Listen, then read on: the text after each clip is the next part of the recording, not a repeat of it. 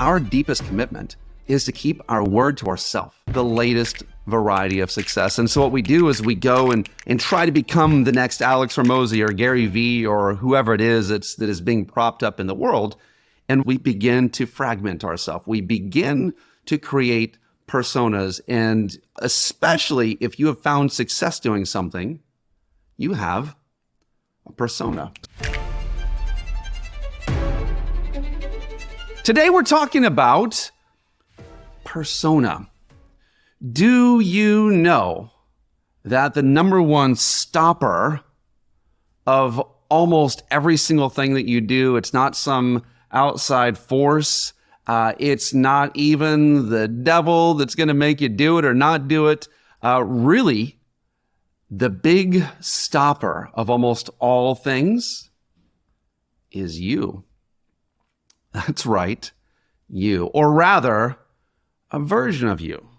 Your persona is what is stopping you.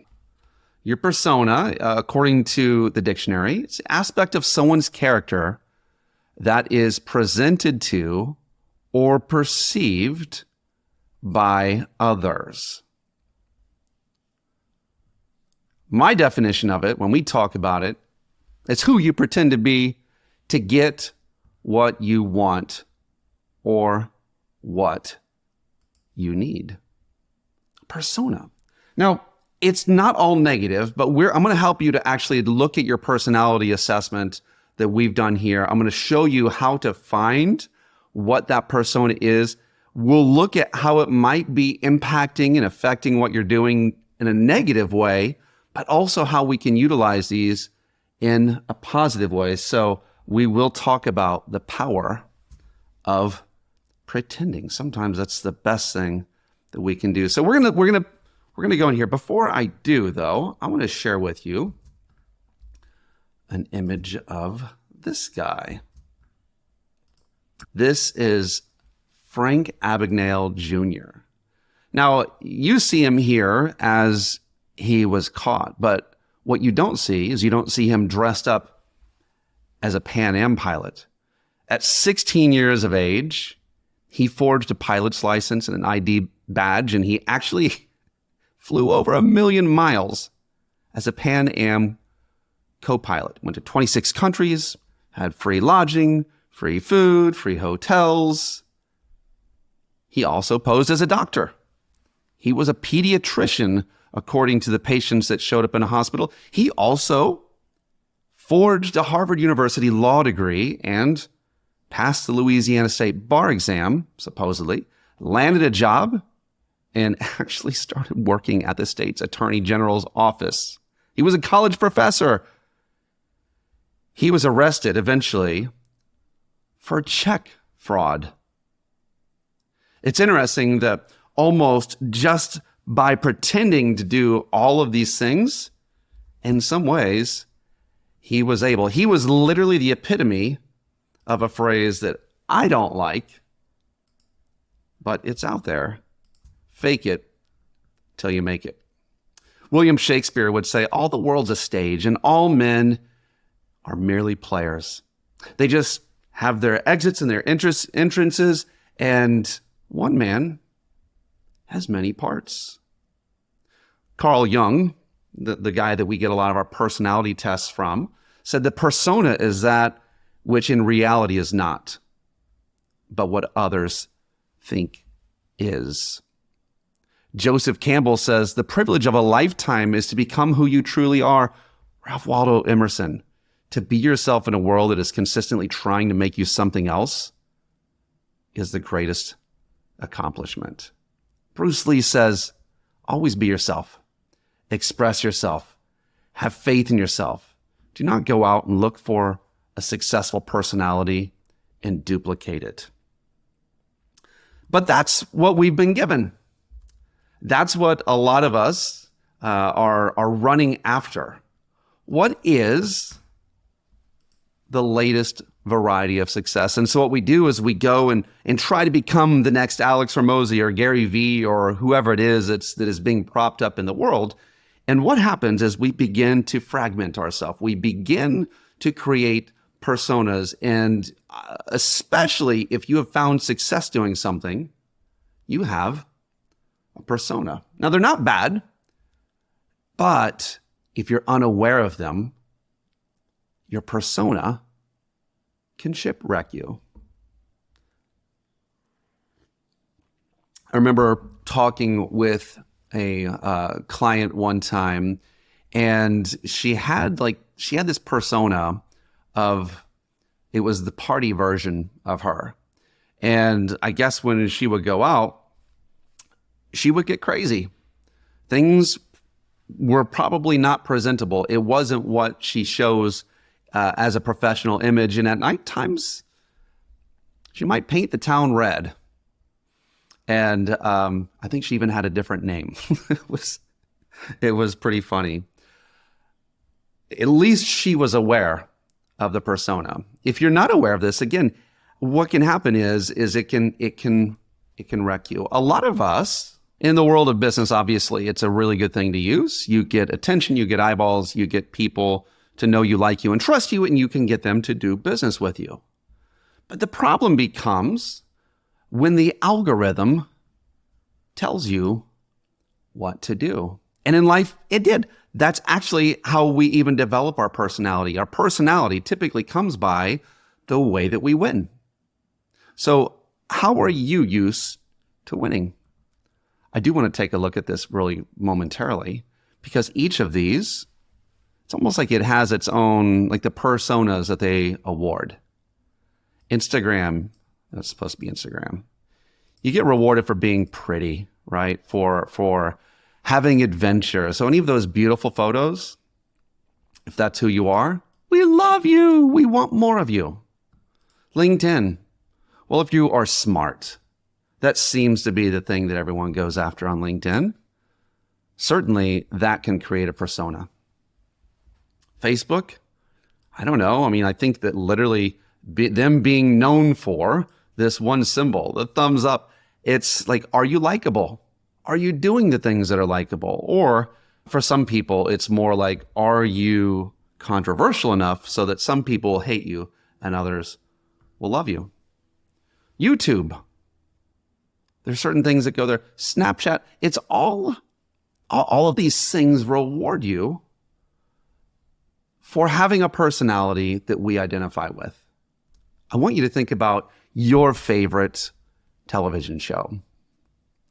Mine, one thing I've seen every single episode of, and many of the episodes twice, I almost never watch reruns, is The Office. And the reason I love The Office, a big reason why I love it, is that you can predict the character of each of the people. You know that Dwight Schrute is going to do something that is commanding and trying to put himself first. You know that Michael Scott is going to try to be loved no matter what. Or maybe you're familiar with Seinfeld. Each of those characters, it's like you can introduce those characters into a new situation and you can pretty much guess what's going to happen. It's just fun to watch. But what happens when we shape ourselves into something so that people will reward us? Remember, a persona is who you've become to get the thing that you think you need or you want. When I look at your personality test, but I like to look at the top 4 personalities here. And when you find those, and we really have a tie for, it's kind of like these 5 are in interplay here. What are the ones where there's the most in common with? What are the ones that seem to have a theme about them? And then what's the one that doesn't? And so whenever I find something that it is the opposite, it means that's something you've learned, you've gotten good at. A lot of times it's your job that will make you develop into this persona. There are some people that I work with they work with people with numbers, and they are fun people, they are people, and they're really good with numbers. But they're not that archetype. But because they love the people so much and they are so afraid of letting people down, that has driven them to get good at the numbers. Why does any of this matter?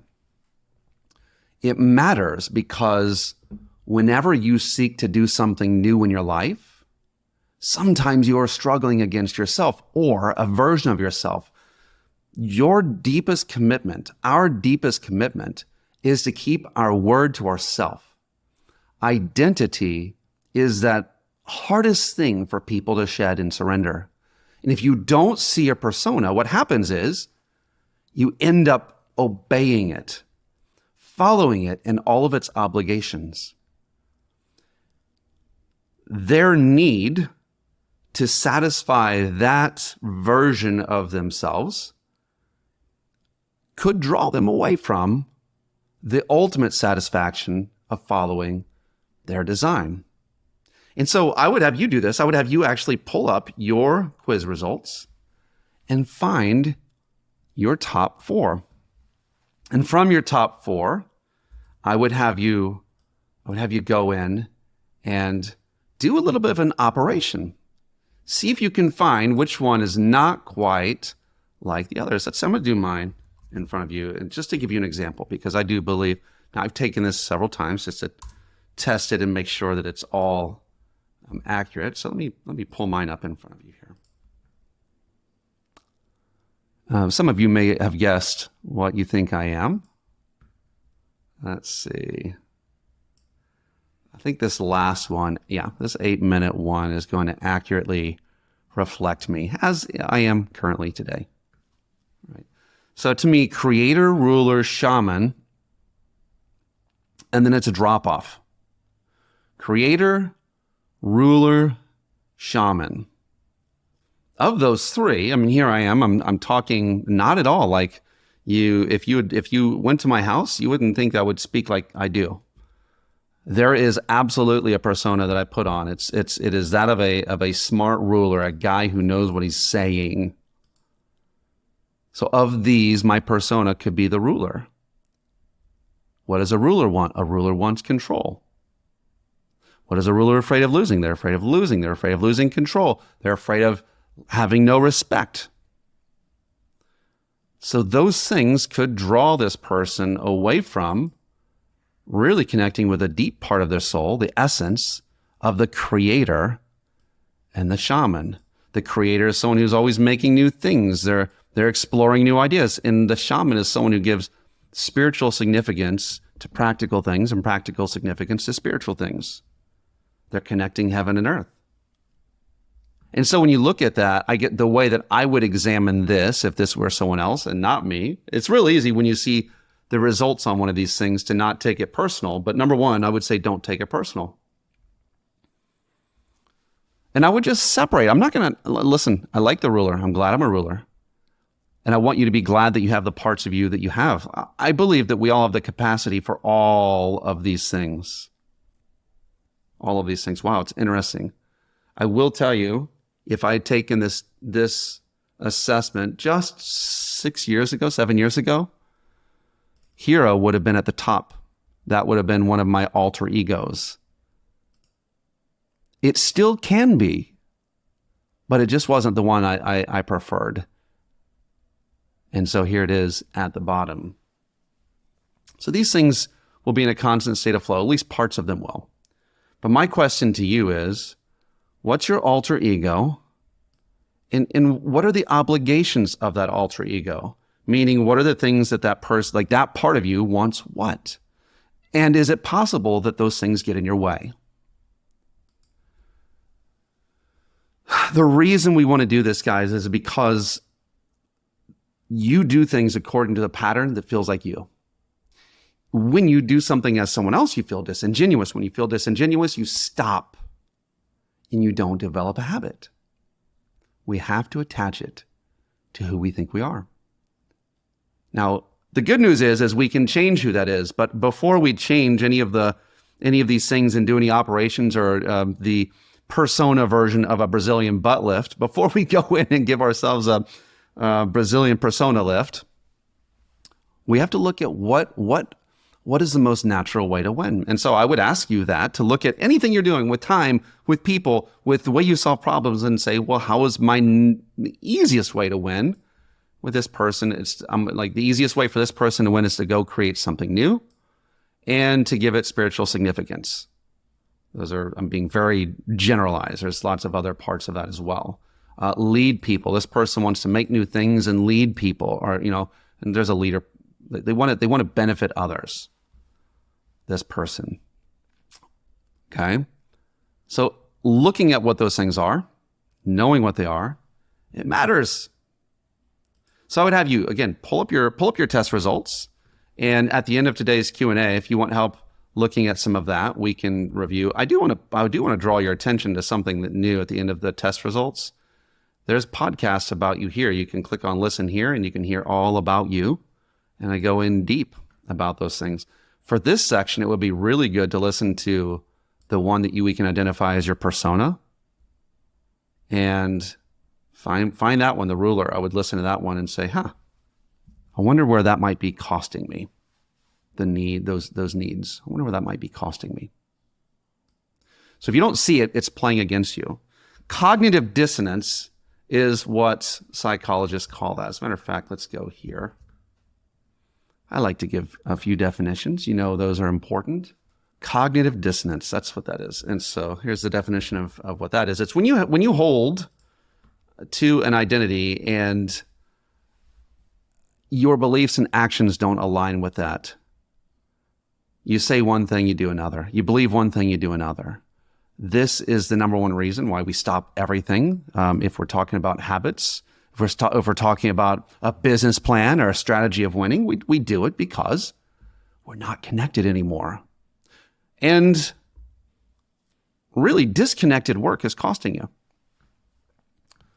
We don't believe in having empty suits or people showing up for no reason to things. We believe in loving what you do, loving how you do it, loving who you do it for.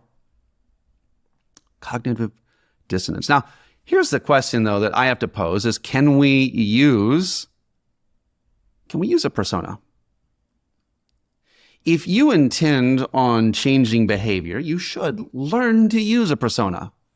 Here's a persona that I have right here. I am becoming, before your eyes, the professor. Boom. I'm now the professor. Professor wears glasses because he's smart. These are actually the first ones I got. Dr. Martin Luther King didn't need glasses either, but when he put his glasses on, he became the guy. He became the guy that had the message, and he just went into the zone. So one way to actually, I will tell you, to actually affect your personality, get a different haircut, change your clothes, change your style. It's true. You can become someone new, or maybe a different version, or a more version of yourself. One book that talks about this is The Alter Ego Effect. And the alter ego effect, this guy, Todd Herman, talks about how Beyonce overcame her own cognitive dissonance to rise to superstardom. Now, whether you like the result or not, it does, you can use the principle that's being seen here.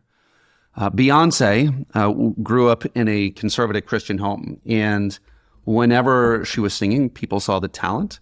Her agents saw the talent, but they also knew where the big opportunity was, and the opportunity was not in singing the type of music that she originally sang. It was in being a little bit more provocative. But when she started singing in those ways, it didn't feel like her. So what she did was developed an alter ego, because Beyonce couldn't sing that way. She wouldn't, it didn't match who she was or who she thought she was. So every time she went on stage, she became who she called Sasha Fierce. So Beyonce couldn't do that, but Sasha Fierce could. That is taking an advantage in using an alter ego. Why does it work? Again, Is that the journey I want to go down? It's not. But there are ways that we can actually integrate this into our lives. I want you to think of an area where you might be struggling. Maybe it's health. Maybe it's finances. Maybe it's relationships. Maybe it's your work. Maybe it's like there's family, kids. There's an area where you might not feel like you're where you want to be. And what I would ask you to do, and I'm going to give you the steps in a second. I'm going to tell you why it works first. Psychologically, if I told you to do a behavior, you might do it. If I told you to do a behavior and I wasn't there, you probably wouldn't do it. But you can try this on your kids. All the best stuff is done with your kids. If you tell someone, oh gosh, I can't remember the book that this was in. There's an example of this came from the book, not that it matters, Atomic Habits. And what is explained in Atomic Habits is the easiest habits are connected to an identity. So if you tell a child, be quiet, they might be quiet, but in a moment they'll forget. But if you said to them, be quiet, or you might wake up the baby, well, they're more likely to listen to you and follow through with what you said. But if you said, be quiet, you might wake up the baby, and we are a considerate people. It's that third one, that we are considerate, is the one that causes a retention of the behavior. What happened? The parent embedded an identity. And guess what? You can too. And so here are the steps. Now that you know that you have a persona and you've looked and said, hey, these are the good parts and the bad parts of that. Like I can turn into my version of Sasha Fierce and become the ruler when I need to, or whatever yours is. You can use that to your advantage. The main point is don't always stay there, or it's gonna burn you out. So think of it as a personality ability, a persona. So we can use it, but we shouldn't always. Here's what I want you to do. Going back to the area where you feel like, I want improvement here. Faith, family, finances, children, fitness, business, whatever it is. I want you to think about what you want, like what you truly, truly want. Let's see. I'll use one that since I'm here alone. I want to be healthy in my 50s. I just turned 50 a couple months ago, and not really digging the idea of deteriorating knees, hips, brain, whatever comes along with that. So what is it that I want? Well, I want to be healthy. Okay, great. That's not inspiring. What is it that I want? Well, okay, I want to have this body weight. Okay, well, why? So for me, probably 190. If I get like 190 would probably be a good going forward weight into my older age. Why? Well, because I want to be walking when I'm 95. I want to be seeing things. Okay, great. Now I have a reason. So get a clear reason for what it is you want. Don't just say I want more money. Get a clear reason for it. Okay? A clear and compelling reason. Clear and compelling. So now that you got it, I want to have adventures in my old age. That's what I want. Okay. I'm healthy now so that I can be adventurous in my old age. So I'm healthy. So now I'm connecting. And how can I connect it to my now?